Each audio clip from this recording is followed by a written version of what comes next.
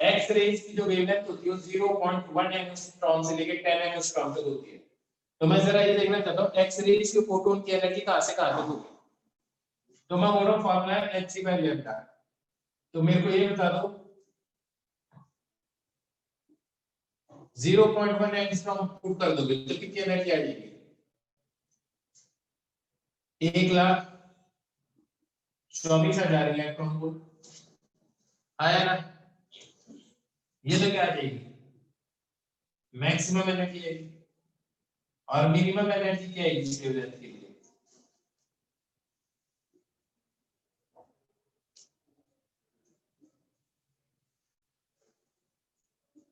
कितनी आ जाएगी? 1,240 इलेक्ट्रॉन आया ना। क्या बात समझ में आई?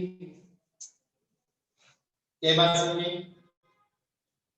लेकिन एक चीज मैं कहता हूं आपको, होता क्या है जो मेरे को लगता है ये किताब में लिखा हुआ, लेकिन हम क्या मानते हैं जो विजिबल लाइट है उसकी जो वेवलेंथ होती है वो कितनी होती है? 780 एंगस्ट्रॉम होती है। और कम से कम कितनी होती है? 360 एंगस्ट्रॉम आया ना। तो मेरे को लगता है कि ये जो मैक्सिमम वेवलेंथ है ना ये 360 एंगस्ट्रॉम होनी चाहिए, 90 एंगस्ट्रॉम होनी चाहिए। That is maximum wavelength. क्योंकि आपने देखा था कि जिसकी भी एनर्जी हमारे पास कितनी आती थी 1.5 इलेक्ट्रॉन से कम भी आ रही थी, हम उसको भी किस में ट्रीट कर रहे थे?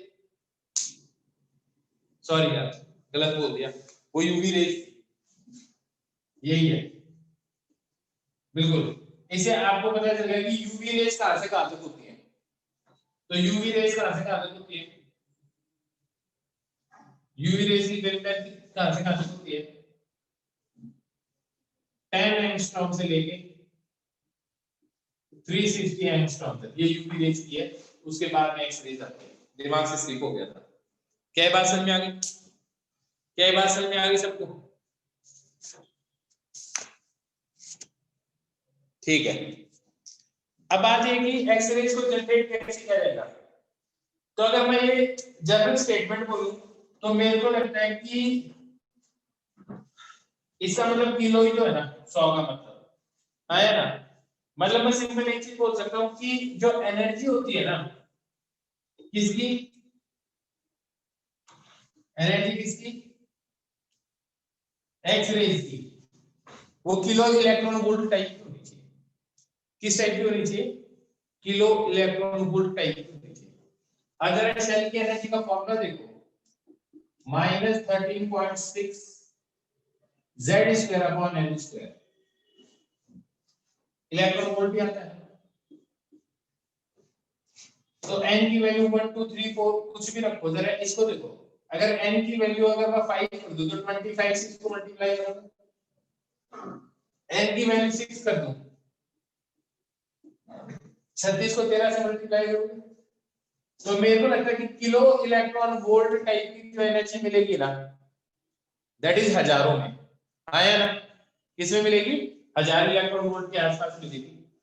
और उससे थोड़ी ज्यादा ही होनी चाहिए, जैसे 80,000 ये जो भी है। तो आपको हैवी मेटल्स की जिनका एटॉमिक नंबर जैसे होगा मान लो 60 मान लो 50 मान लो आए ना। जरा इसको देखो क्या आ जाएगा 5 5 से 25 2500 आ जाएगा। उसको 13 से मल्टीप्लाई कर दो तो देखो आपको जो उसके एनर्जी शेल्स होंगे ना उनकी जो एनर्जी होगी ना वो कुछ किलो इलेक्ट्रॉन वोल्ट टाइप में आएगी। आया ना। 40 हुआ 45 हुआ 50 हुआ। कई बार समझ में आई? तो उनके अंदर जब भी इलेक्ट्रॉन ट्रांजिट करेंगे तो उसमें से जो रेज निकलेगी उसको क्या बोलेंगे? एक्स रेज बोलेंगे, क्योंकि वो इस एनर्जी टाइप के फोटोन होंगे। हाँ ना। क्या लॉजिक समझ में आ गया? तो मेरे को एक चीज पता चल गई, अगर आपको एक्स रेज निकालनी है तो आपके पास जो हैवी मेटल्स है ना, हैवी मेटल्स है उनमें से आपको इलेक्ट्रॉन श्रेड ऑफ करने पड़ेंगे। जब आप उनमें से इलेक्ट्रॉन स्प्रेड ऑफ कर दोगे, जैसे मान लो ये एटम आया ना, और आपने ना इसमें से यहां से इलेक्ट्रॉन निकाल दिया, यहां से इलेक्ट्रॉन निकाल दिया, तो बाहर से किसी न किसी शेल से इलेक्ट्रॉन आएगा, और जब इनका energy gap kilo electron volt type का होगा, तो इसमें से जो एक्स रेज बाहर निकलेगी, क्या लॉजिक समझ में आ रहा है? इसमें से जो फोटोन्स बाहर निकले वो एक्स रे रेंज की होगी। क्या लॉजिक समझ में आ गया सब? क्या लॉजिक समझ में आ गया? ठीक है, जब तुम्हें ये बात समझ में आई गई है, तो ये देखो कि इलेक्ट्रॉन निकल कैसे सकता है। इसको अचीव करवाने के लिए अब मान लो यहाँ पे इलेक्ट्रॉन की एनर्जी है 5000 इलेक्ट्रॉन वोल्ट, तो जो यहाँ से कोई भी चीज बॉम्बार्ड हो, इस इलेक्ट्रॉन को बाहर निकालना है, तो उसकी एनर्जी कितनी होनी चाहिए? जो भी जो बॉम्बार्डिंग पार्टिकल है उसकी एनर्जी कितनी होनी चाहिए? 5000 इलेक्ट्रॉन वोल्ट से तो ज्यादा ही होनी चाहिए ना, तभी तो उसको नॉक ऑफ करके बाहर निकलेगा। क्या ये बात समझ में आ गई? क्या ये बात समझ में आ गई सबको? ठीक है,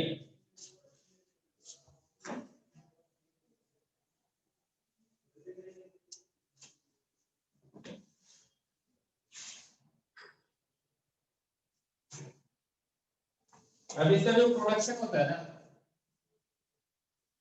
वो होता है कूलिंग ट्यूब में।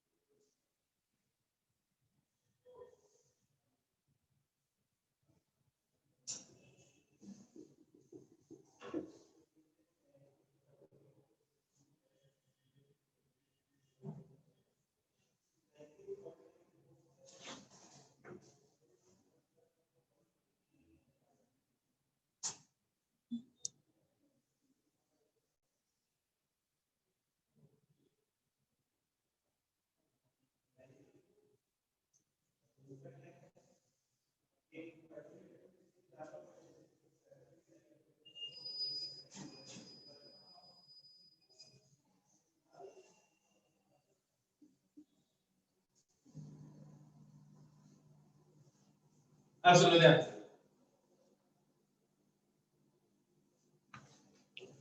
ध्यान से समझना, ये एक हैवी मेटल होगा,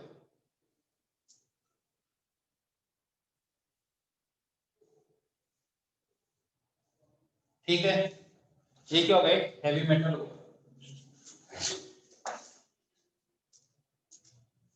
ये एक कॉइल है, इस बैटरी के कारण ये जो कॉइल है ये बॉयल होगी और इसमें से इलेक्ट्रॉन बाहर निकलेगा। इस प्रोसेस को बोलते हैं थर्मियोनिक एमिशन। थर्मियोनिक एमिशन का मतलब समझते हो ना? हीट के कारण इलेक्ट्रॉन को बाहर निकालना। क्या ये लॉजिक समझ में आया? क्या ये लॉजिक समझ में आ गया सबको? Thermionic emission. अब यहाँ से इलेक्ट्रॉन निकले, जरा ये देखो, ये बैटरी है, ये इसकी काफी ज्यादा वोल्टेज होती है, जैसे मान लीजिए 20,000 वोल्ट की बैटरी है ना। अब क्या करेंगे? 20,000 की वोल्ट की बैटरी, इसका पॉजिटिव टर्मिनल ये इलेक्ट्रॉन, ये इलेक्ट्रॉन इधर है, तो इस इलेक्ट्रॉन को कितनी एनर्जी मिल जाएगी? 20,000 इलेक्ट्रॉन वोल्ट मिल जाएगी।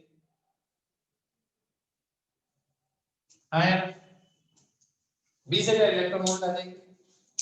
अब ये इलेक्ट्रॉन इस मेटल से टकराएगा, इस मेटल के अंदर हैवी मेटल के एटम्स होंगे, और उन इलेक्ट्रॉन्स को क्या करेगा? बाहर निकाल देगा। क्या बात समझ में आई? क्या बात समझ में आ गई बेटा? ये बात समझ में आ गई?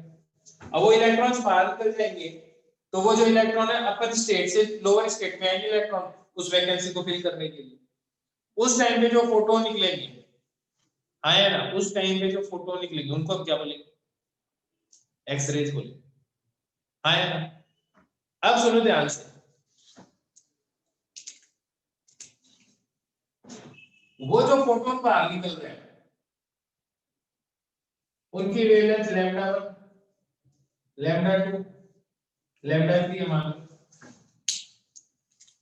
तो इसके लिए क्या होगा, ये कोई एटम होगा, ये शेल है। मान लो लैम्डा 1 इस ट्रांजिशन के लिए होता है, इस ट्रांजिशन के लिए लैम्डा 2 है, और जो इंफिनिटी से आ रहा है उसके लिए लैम्डा 3 है। कई बार सकते हैं नहीं। लेकिन अगर आप मेटल सरफेस चेंज कर दो, आप मेटल सरफेस चेंज कर दो, मान लो ये आपने मेटल दूसरा ले लिया, तो ये बताओ क्या इस मेटल के अंदर भी इन शेल्स के एनर्जी का जो डिफरेंस आएगा, क्या वो ये लैम्डा सेम होंगे क्या? जैसे कि ये और ये वाले लैम्डा 1 सेम होंगे, अलग अलग होंगे? सेम होंगे, अलग अलग होंगे, अलग मेटल सरफेस होगी। मैंने ये कहा, आपने मान लो कोबाल्ट लिया, तो कोबाल्ट में से ये इतनी एनर्जी का इलेक्ट्रॉन आके टकराता है, शेल में से इलेक्ट्रॉन बाहर निकालती है, तो उसमें से मान लो ऐसे वेवलेंथ निकलती है। हाँ यार, अब मैंने कोबाल्ट की जगह मान लो यहाँ पे दूसरा मेटल ले लिया, क्रिप्टॉन ले लिया मान लो, तो अगर मैंने क्रिप्टॉन ले लिया तो भी ऐसे वेवलेंथ बाहर निकलेंगे। मैं बोल रहा हूँ दोनों मेटल से सेम ही वेवलेंथ निकलेंगे, अलग अलग निकलेंगे,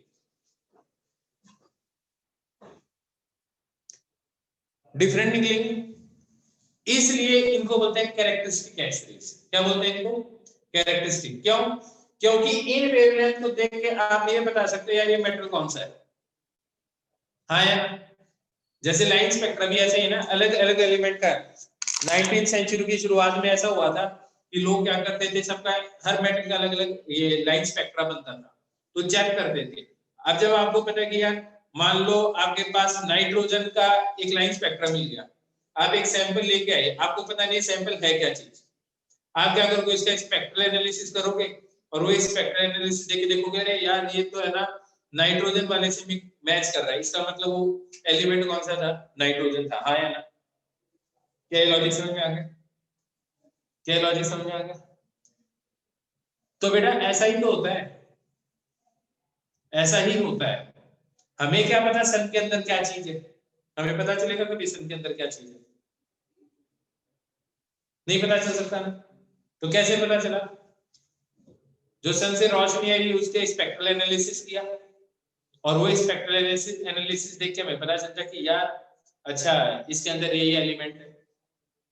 क्या क्या लॉजिक समझ में आया? क्या लॉजिक समझ में आया सबको? आया ना? ठीक है। अब मैं एक चीज कहता हूं, तो इनको क्या बोलेंगे हम? Characteristic X-rays. तो कैरेक्टरिस्टिक एक्स-रेज कौन सी एक्स-रेज होगी?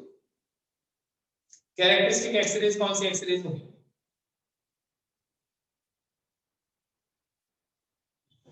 कैरेक्टरिस्टिक एक्स-रेज वो एक्स-रेज है जो कि इलेक्ट्रॉन जब भी ट्रांजिट करते हैं हैवी मेटल में एक हायर एक्साइटेड स्टेट से लोअर एक्साइटेड स्टेट के अंदर, तो उसको हम क्या बोलते हैं?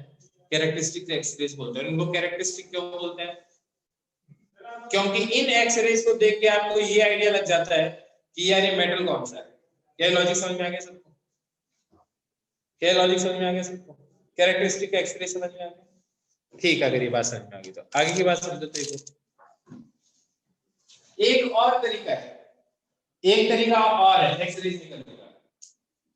भाई मान लो ये न्यूक्लियस है, या मान लो ये न्यूक्लियस है, एक इलेक्ट्रॉन इधर से आ रहा था, तो एक इलेक्ट्रॉन इधर आके आदमी इधर चला गया है, तो इस इलेक्ट्रॉन का मोमेंटम चेंज हुआ है, इस इलेक्ट्रॉन का मोमेंटम चेंज हुआ है, डायरेक्शन चेंज हो गई ना यार। आया ना? सॉरी ऐसे तो नहीं जाएगा, ऐसे जाएगा क्योंकि अट्रैक्ट करेगा, ये ऐसे जाएगा, ऐसे गया और फिर ऐसे चला जाएगा। हाँ, न्यूक्लियस इसको अपनी तरफ खींचेगा तो ऐसे जाएगा। क्या बात समझ में? तो क्या इसका कुछ चेंज हुआ है क्या? इसके मोमेंटम चेंज हुआ है ना। मोमेंटम चेंज होने का मतलब ये एक्सीलरेटेड है, या वेलोसिटी चेंज हुआ इसका मतलब ये एक्सीलरेटेड है। And accelerated charge particle is a source of EM wave, accelerated charge particle is a source of EM wave. क्या बात समझ में आई नहीं? अब देखो ये इलेक्ट्रॉन हो सकता है यहां से आएगा सीधा यहाँ पे आके रुक भी जाए, तो इस केस में अपनी सारी की सारी एनर्जी लॉस करेगा, आया ना? इस केस में क्या करेगा, अपनी सारी की सारी एनर्जी लॉस कर देगा। तो जो मैक्सिमम एनर्जी का जो एक्सरे निकल सकता है वो कितना निकलेगा? इसकी मैक्सिमम एनर्जी क्या होगी? यहाँ पे कराते हुए E इनटू ये बैटरी का वोल्टेज आया ना, V नॉट बैटरी का वोल्टेज, V नॉट आया, should be equal to what? Hc by lambda. तो लैम्डा किसके बराबर आ गया? Hc by E into V not. तो ये मिनिमम जो वेवलेंथ है ये किस पे डिपेंड करती है? ये मिनिमम वेवलेंथ किसके ऊपर डिपेंड करती है? बैटरी के वोल्टेज पे। किस पे डिपेंड करती है? बैटरी के वोल्टेज पे। क्या ये जो मिनिमम वेवलेंथ है वो इस टारगेट मेटल पे डिपेंड करती है क्या? टारगेट मेटल पे डिपेंड करती है क्या मिनिमम वेवलेंथ?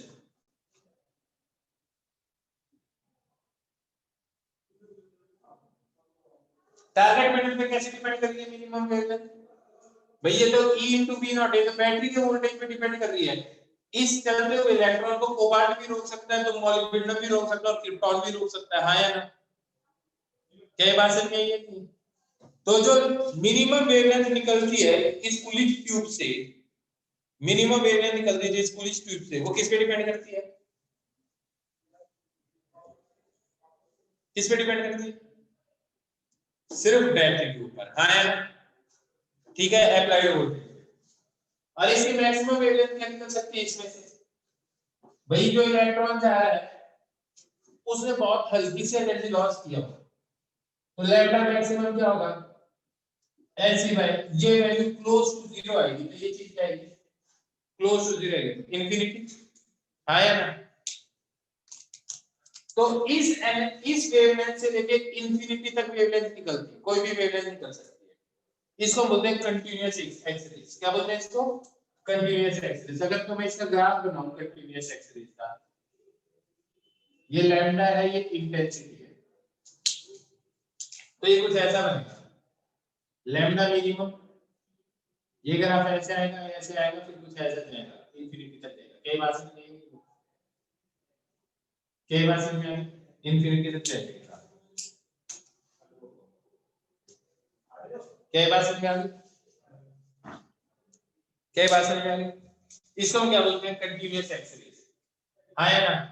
क्योंकि ऐसा भी बहुत ही रेयर होगा कि एकदम से इलेक्ट्रॉन रुक जाए, तो उसकी इंटेंसिटी कम ही होगी। क्योंकि आप जो कोई भी मेटल है उसके अंदर न्यूक्लियस ही बहुत सारे कम होते हैं ना, जो मेटल है उसके कंपैरिजन में मोस्ट ऑफ द स्पेस तो खाली है।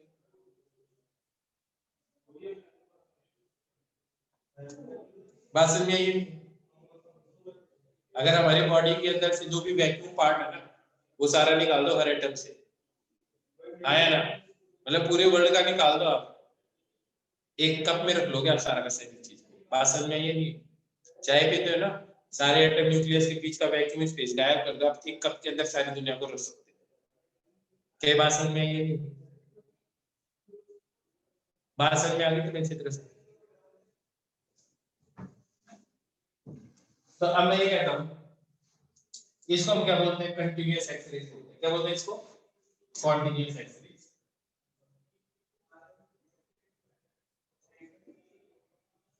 आगे बताइए, कंटीन्यूअस एक्सरेज क्या एमिट होती है? इनका रीजन क्या एमिट होने का?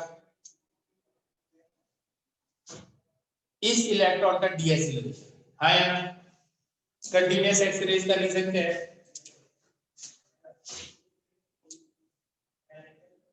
डीएसिलेरेशन ऑफ मूविंग इलेक्ट्रॉन्स। क्या बात समझ में आई है? बात समझ में आई? इसी के अंदर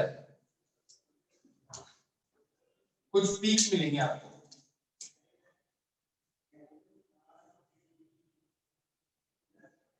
ये पीक्स किसकी हैं? ये एनी जैसे एक वेवलेंथ आ गई लैम्डा 1, एक आ गई लैम्डा 2, एक आ गई लैम्डा 3, आया ना? इनको हम क्या बोलते हैं? Characteristics X rays, characteristic X rays. इसकी ये क्या निकलती है characteristics X rays? Depends on target metal. किस पे डिपेंड करती है? टारगेट मेटल पे डिपेंड करती है। अब इनकी नेमिंग करने से देखो नेमिंग क्या होती है। चलो नेमिंग छोड़ो, यहां तक लिख लो, एक बार यहां तक लिख लो। और आपकी जो किताब है ना उसमें से जो मॉड्यूल है ना इसमें एक्स रेज की रीडिंग लगा लो एक बार फटाफट, है ना? फिर मैं के अल्फा के बीटा वो भी समझा देता हूँ। एक बार रीडिंग लगा लो इसकी 5 मिनट।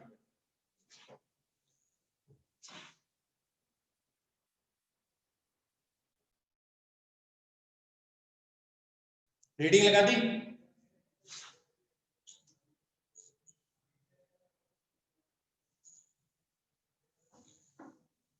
तो सुनो, अब मैं ये समझाता हूँ के अल्फा के बीटा का काम क्या होता है। ये देखो के अल्फा क्या होता है, आपको ये पता ही होगा। जो शेल्स होते हैं इसको बोलते हैं K shells, L M, first second third fourth fifth, ऐसे है ना? K L M N O P. आई बात समझ? के के अंदर जो रे यहां से लेके इस ट्रांजिशन के कारण जो एनर्जी निकलेगी, ठीक है, उस वेवलेंथ को बोलेंगे के अल्फा। यहां से जो इसमें निकलेगी उसको क्या बोलेंगे? सॉरी, यहां से भी इसमें निकलेगी इसको क्या बोलेंगे? के बीटा। एक और बना देते हैं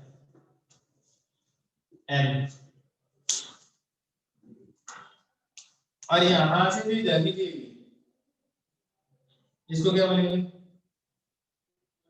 के गामा। क्या लॉजिक समझ में आ गया? अब देखो यहां से जो इसमें निकलेगी उसको क्या बोलेंगे? L alpha. यहां से जो निकलेगी उसको क्या बोलेंगे? L beta. और इससे ऊपर वाले में उसको क्या बोलेंगे? L gamma.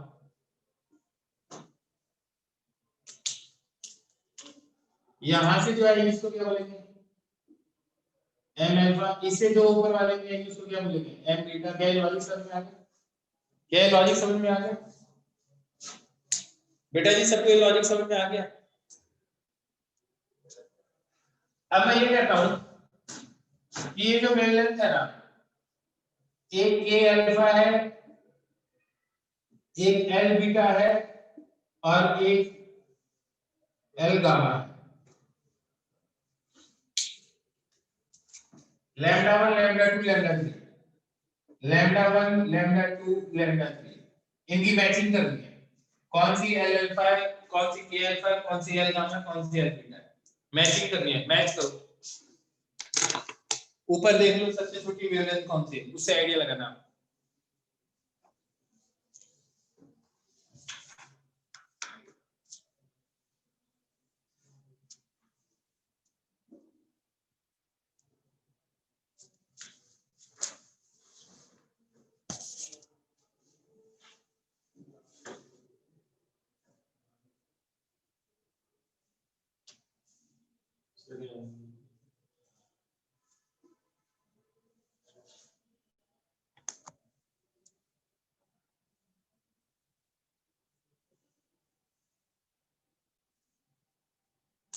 कर दी क्या मैचिंग?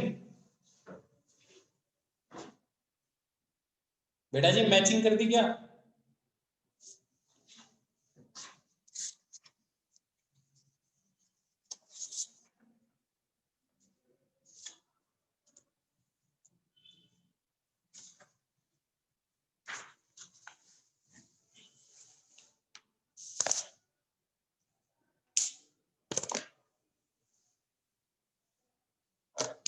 मैं कर रहा हूं मैचिंग। जिसकी वेवलेंथ सबसे कम उसकी एनर्जी सबसे ज्यादा एनर्जी सी की होगी, के अल्फा की। एल अल्फा की एनर्जी ज्यादा है एल बीटा की, तो मेरे को पता है एल बीटा की एनर्जी ज्यादा होगी, तो वेवलेंथ ये है फिर, सॉरी एल बीटा की एल कम, अल्फा तो यही नहीं है, तो एल कम होगी, तो ये इसके साथ मैच हो जाएगा और ये इसके साथ मैच हो जाएगा। ये लॉजिक समझ में आ गया बेटा जी? ये लॉजिक समझ में आ गया सबको?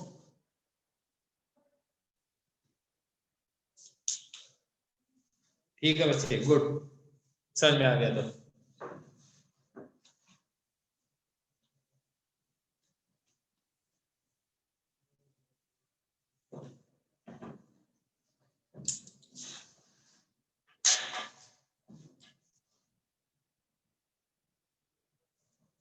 अब मैं कुछ क्वेश्चन, एक क्वेश्चन करो, एग्जांपल 28 और 29 करो, एग्जांपल 28 और 29 करो, फिर मॉसले लॉ करवा देता हूं। एग्जांपल 28 और 29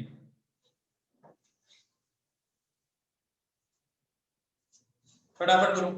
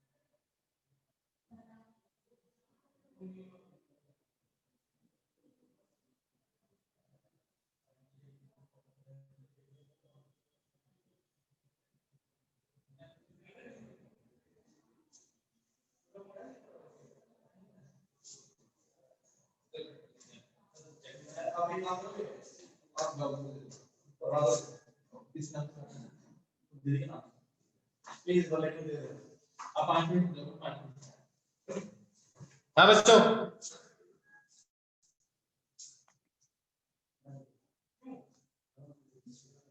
हाँ बच्चों हो गया। चलो आज के लिए इतना ही रखते हैं, ठीक है। ये शीट कंप्लीट कर दो, ये शीट कंप्लीट कर दो।